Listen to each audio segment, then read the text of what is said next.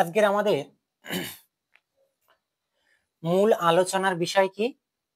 দশম শ্রেণীর ভূগোল, প্রথম অধ্যায়,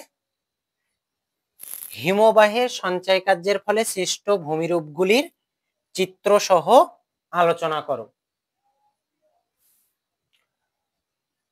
সেক্ষেত্রে আমরা গত দিনে যখন হিমবাহ কি আলোচনা করেছিলাম, সেই ধারণাটা আমাদের জানা আছে যে হিমবাহ কি। এখন আমাদের হিমবাহ এর সঞ্চয় কার্যের ফলে যে ভূমিরূপগুলি গঠিত হয় সেগুলো সম্পর্কে জানতে হবে। তো আমি যে বলেছি যে কোনো কিছু বড় প্রশ্নের উত্তর লেখার ক্ষেত্রে তার আগে একটা ইন্ট্রোডাকশন বা ভূমিকা আমাদের দিতে হবে। তাহলে আমরা এর ইন্ট্রোডাকশন বা ভূমিকা কি ব্যবহার করতে পারি? এর ইন্ট্রোডাকশন বা ভূমিকা হিসাবে আমরা বলতে পারি যে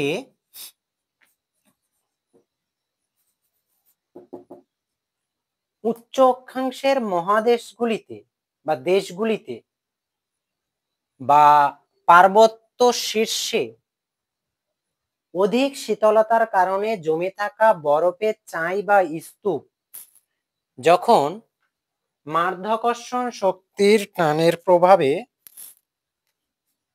ধসপ্রাপ্ত হয়ে ভূমির ঢাল বরাবর উপর থেকে নিচের দিকে নেমে আসে, তখন তাকে বলা হয় হিমবাহ। নদীর ন্যায় হিমবাহ ক্ষয়, বহন এবং সঞ্চয় এই তিনটি প্রক্রিয়ার মাধ্যমে তার কার্য সম্পাদন করে থাকে। সুতরাং হিমবাহের কার্যের ফলে ভূপৃষ্ঠের উপরিভাগের 10% স্থানের পরিবর্তন সাধন ঘটে থাকে। অতএব হিমবাহের সঞ্চয় কার্যের ফলে গঠিত ভূমিরূপগুলি নিচে চিত্রসহ বর্ণনা করা হলো। এবার আমরা 1 নম্বর হিসাবে দাগ দেব। প্রথম আমরা কি বলতে পারি? গ্রাব রেখা। কি বললাম? গ্রাব রেখা। গ্রাব রেখাটা বিষয়টা কি? হিমবাহ যখন উপর থেকে নিচের দিকে নেমে আসে তখন তার সম্মুখভাগের অঞ্চলে সামনে মাথায় যা কিছু পেয়ে থাকে সবকিছুকে ক্ষয় করে নিয়ে চলে আসে। পলি, বালি, নুড়ি, কাঁকড় এগুলো নিয়ে আসে। যখন সে সমতল ভূমির উপরে এসে পৌঁছায় তখন তার গতিবেগ কি হয়?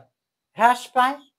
ফলে সেই পলি, বালি, নুড়িগুলো জমা হয়ে যে ভূমিরূপ গঠন করে পর্বতের পাদদেশীয় অঞ্চলে, সেটাকে বলা হচ্ছে গ্রাব রেখা। বোঝা গেল? এই গ্রাব রেখার আবার বেশ কয়েকটি ভাগ করা হয়েছে। একটা হলো পার্শ্ব গ্রাব রেখা, মধ্য গ্রাব রেখা আর প্রান্ত গ্রাব রেখা। তাহলে পার্শ্ব গ্রাব রেখা কাকে বলছে?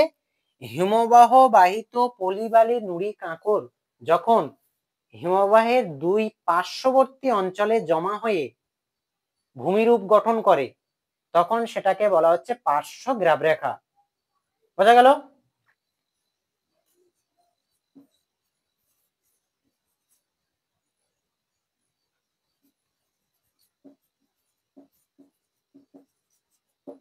দু নম্বর কি? 2 নম্বর হলো মধ্য গ্রাব রেখা। মধ্য গ্রাব রেখা কাকে বলে?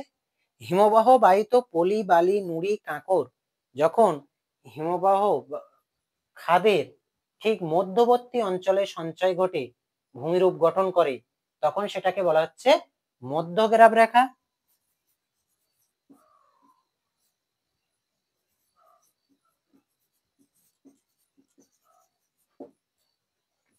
3 নম্বর কি বলেছি? যে প্রান্ত গ্রাব রেখা। প্রান্ত গ্রাব রেখা কাকে বলে?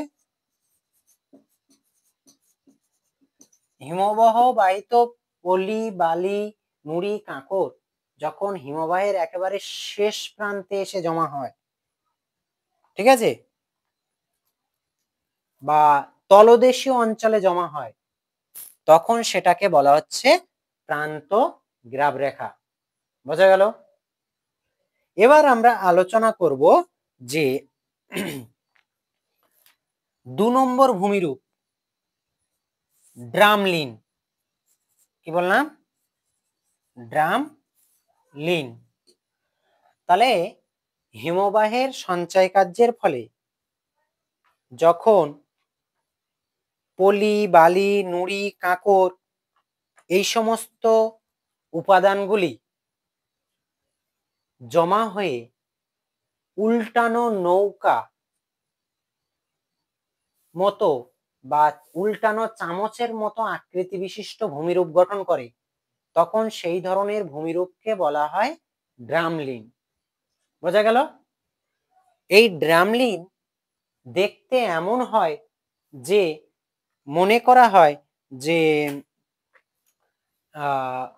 ডিমের ঝুড়ি উল্টে রাখলে ঠিক যেমন দেখতে হয় ঠিক তেমনই। তাই জন্য একে বলা হয় বাস্কেট অফ এগ টোপোগ্রাফি। তাহলে ড্রামলিনকে কি বলা হয়? Basket of egg topography. এই ড্রামলিনের দৈর্ঘ্য হয়ে থাকে 1 থেকে 3 কিমি আর প্রস্থ হয়ে থাকে 300 থেকে 600 মিটার পর্যন্ত। তাহলে কি বললাম? ড্রামলিনের দৈর্ঘ্য হয়ে থাকে 1 থেকে 3 কিমি পর্যন্ত আর প্রস্থ হয়ে থাকে 3 থেকে 6 মিটার, 300 থেকে 600 মিটার পর্যন্ত। এই ড্রামলিনের ক্ষেত্রে হিমবাহের প্রবাহের দিকটা হয় মসৃণ আর বিপরীত দিকটা হয় অমসৃণ।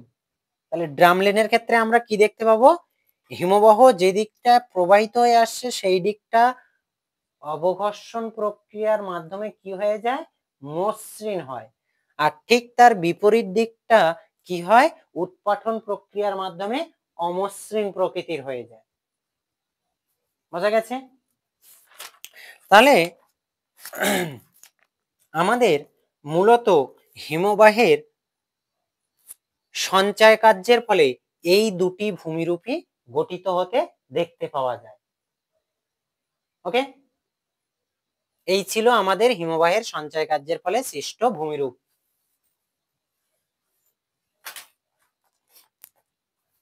এখানেই শেষ নয়, আমরা এবার একটু আলোচনা করব যে হিমবাহ ও জলাধারার মিলিত সঞ্চয় কার্যের ফলে গঠিত ভূমিরূপগুলি কি কি।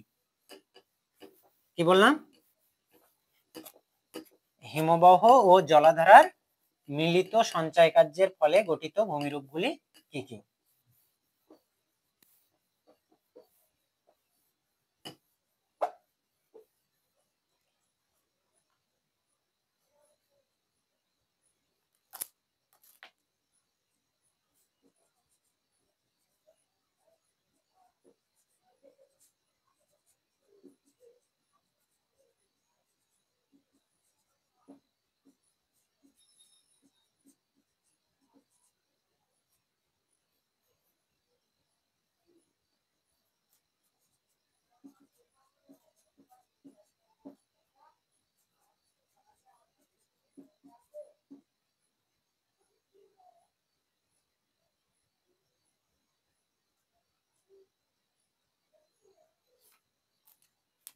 তাহলে কি লিখলাম? হিমবাহ ও জলাধারার মিলিত সঞ্চয় কার্যে সৃষ্ট ভূমিরূপগুলি চিত্র সহ আলোচনা করো।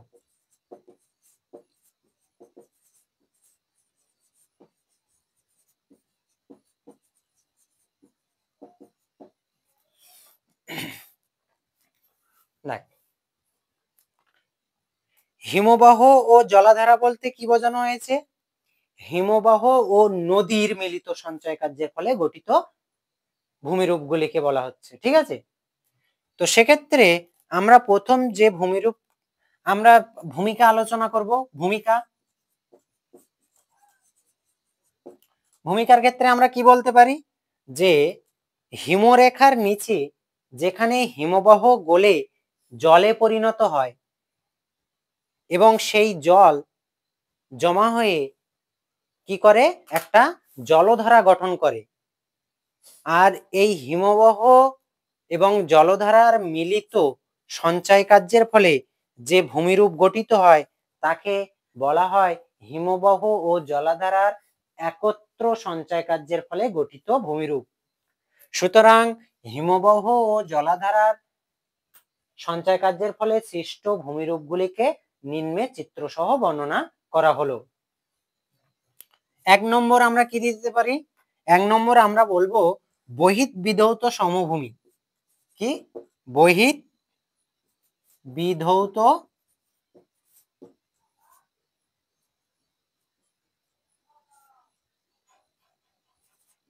সমভূমি।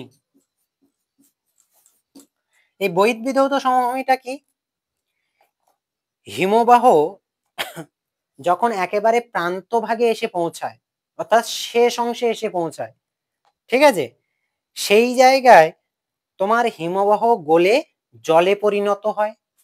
আর হিমবাহ তার সম্মুখভাগে যে পলি বালি নুড়ি কাঁকরগুলো বয়ে নিয়ে এসেছিল, সেই পলি বালি নুড়ি কাঁকরগুলো জমা হয়ে একটা বিস্তীর্ণ চাদরের ন্যায় একটা সমতল ভূমি গঠন করে। এই সমতল ভূমিকে বলা হচ্ছে বহিঃবিধৌত সমভূমি। বোঝা গেল? তাহলে এর চিত্রটা আমরা কিভাবে দিতে পারি? এর চিত্রটা আমরা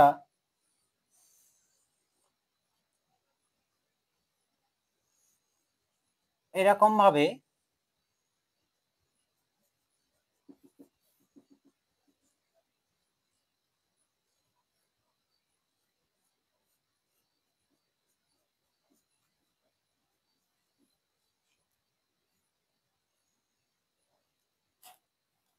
দিতে পারি যে এটা হলো বহিঃবিধৌত সমভূমির একটা চিত্র।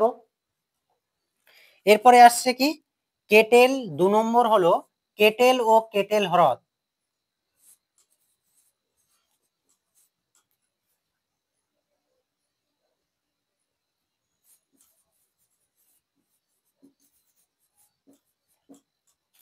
কেটল ও কেটল হ্রদ কি? দেখ, যখন বহিঃবিধৌত সমভূমি অঞ্চলে বড় বড় পাথরের খণ্ড দীর্ঘদিন ধরে সঞ্চিত থাকে, ঠিক আছে, বা বরফের খণ্ড, এই বহিঃবিধৌত সমভূমি অঞ্চলে কি হয়, বড় কোনো বরফের টুকরো এটা এসে এখানে কি হয়, সঞ্চিত হয়, ঠিক আছে। সঞ্চিত হলে এখানটায় একটা কি সৃষ্টি হয়, এখানটায় একটা গর্তের সৃষ্টি হয়, ঠিক আছে। এই বরফ খণ্ড যে গর্তের সৃষ্টি করে বহিঃবিধৌত সমভূমি অঞ্চলে, সেই গর্তটাকে বলা হয় কেটল। ওকে, এবং যখন এই বরফটা গলে যায়, গলে গিয়ে এই গর্ত অঞ্চলে জলে পরিণত হয়, তখন সেটা একটা হ্রদে পরিণত হয়, সেই হ্রদটাকে বলা হচ্ছে কেটল হ্রদ। বোঝা গেল বিষয়টা? এরপরে আমরা আলোচনা করব যে 3 নম্বর ভূমিরূপ এস্কার। কি বললাম? 3 নম্বর ভূমিরূপ এস্কার। এস্কার বিষয়টা কি? এস্কার বিষয়টা হলো হিমবাহ বাহিত নুড়ি বালি কাঁকর কাদাকণা ইত্যাদি জলস্রোতের দ্বারা অনেক দূর পর্যন্ত প্রবাহিত হতে থাকে, ঠিক আছে। সেই পরিবাহিত হয়ে একের পর এক স্তরে স্তরে সঞ্চয় ঘটে এবং সঞ্চিত হতে হতে আঁকা বাঁকা শৈলশিরার ন্যায় এক ধরনের ভূমিরূপ গঠন করে। একের পর এক পলিরাশি সঞ্চিত হতে হতে কি করে, আঁকা বাঁকা শৈলশিরার ন্যায় ভূমিরূপ গঠন করে। এই শৈলশিরার ন্যায় গঠনযুক্ত ভূমিরূপকে কি বলা হয়, এস্কার বলা হয়। বোঝা গেল? এরপরে আমরা যেটা আলোচনা করব 4 নম্বর হলো কেম ও কেম সোপান।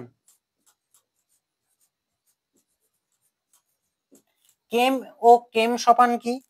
দেখ, কেম ও কেম সোপান হলো যে হিমবাহ অধ্যুষিত অঞ্চলে পর্বতের যে পাদদেশীয় অঞ্চল রয়েছে সেই পাদদেশীয় অঞ্চলে হিমবাহ গলে গিয়ে পলি, বালি, কাঁকর ইত্যাদি কাদাকণা স্তরে স্তরে স্তরভূত হয়ে অনুচ্চ টিলার মতো এক ধরনের ভূমিরূপ গঠন করে। মানে খুব বেশি উঁচু নয়, এরকম অনুচ্চ টিলার মতো এক ধরনের ভূমিরূপ গঠন করে। এই অনুচ্চ টিলাযুক্ত ভূমিরূপকে সেটাকে বলা হয় কি কেম। আর এই কেম যখন সিঁড়ির ধাপের ন্যায় ওপর থেকে নিচের দিকে নেমে আসে তখন সেটাকে বলা হয় কি কেম সোপান।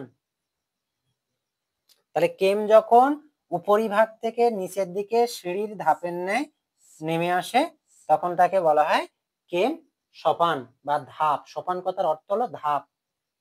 বোঝা গেছে? এই ছিল আমাদের হিমবাহ ও জলাধারার মিলিত সঞ্চয় কার্যের ফলে সৃষ্ট ভূমিরূপ।